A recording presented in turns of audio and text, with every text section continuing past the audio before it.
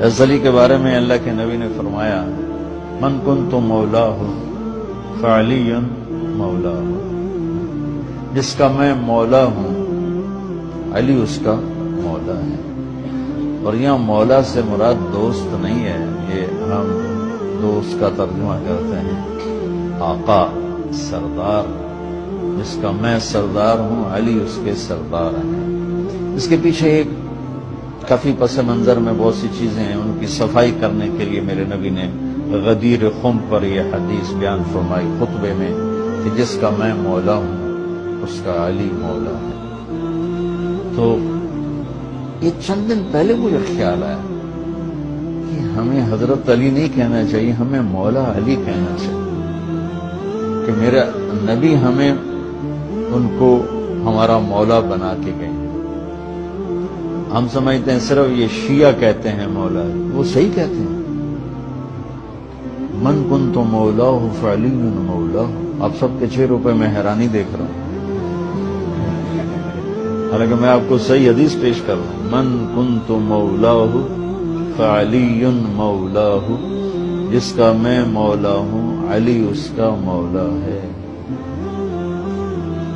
تو میں اب حضرت علی نہیں کہتا، میں کہتا ہوں مولا علی، کہ ان کا حق ہے، جیسے ہر صحابی کی بعض خصوصیات ہیں جو دوسرے میں نہیں۔ مولا علی نے فرمایا اگر میں سورہ فاتحہ کی تفسیر کروں، سورۃ فاتحہ کی تفسیر لکھواؤں تو 70 اونٹوں پہ لادی جائے گی، 70 اونٹوں پہ۔ اور یہ خالی دعویٰ نہیں تھا، ایک حدیث اور سنو۔ ایک دفعہ عشاء کی نماز پڑھا کے تشریف فرما ہوئے اور فرمایا آؤ آج میں تمہیں سورہ فاتحہ کی تفسیر سناؤں۔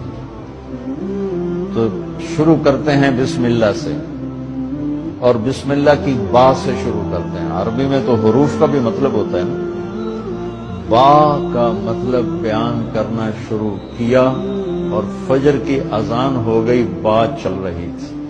سبحان اللہ۔ تو مجھے خیال ہے کہ ہم اہل البیت کے حق میں بڑی کوتاہی کرتے ہیں، بہت کوتاہی کرتے ہیں۔ ہم اللہ کے نبی کی اولاد کے تذکرے نہیں کرتے، اس سے ان سے محبت کی گرمی بھی نہیں پیدا ہوتی۔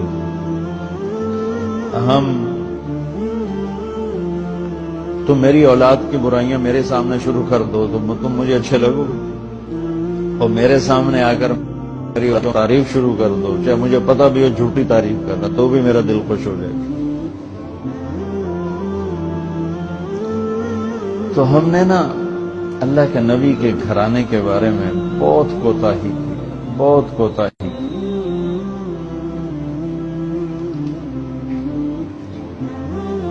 تو میں تم سنتے رہتے ہو، میرے ہر بیان میں اہل بیت کا تذکرہ ہوتا ہے، اور یہ میرا ایمان ہے کہ یہ میری بخشش کا بہت بڑا وسیلہ ہے اگر اللہ کے ہاں قبول ہو۔ ریاکاری میں مردود ہو گیا تو وہ تو الگ بات ہے، اور جو اس کا ہر فیصلہ حق ہے، لیکن اگر میرے اللہ نے قبول فرمایا تو میرے بیانوں میں میری سب سے بڑی متاع میرے نبی کے گھر کا تذکرہ ہے۔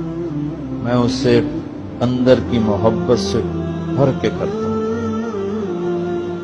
اور اپنی کوتاہی پر اور امت کی کوتاہی پر استغفار کرتا ہوں کہ ہم نے اپنے نبی کی اولاد بلانا تو کیا ہے، 60 سال میں کیا کر دیا، ذبح کر کے رکھ دیا۔ مجھے حیرت ہوتی ہے کہ نبی کا نواسا ہو اور ادھر سارے نامراد سور قسم کے انسان ہوں، اور پھر ان کے پیچھے لگ کے نبی کے نواسے کو ذبح کر دیا۔ سمجھ نہیں آتا۔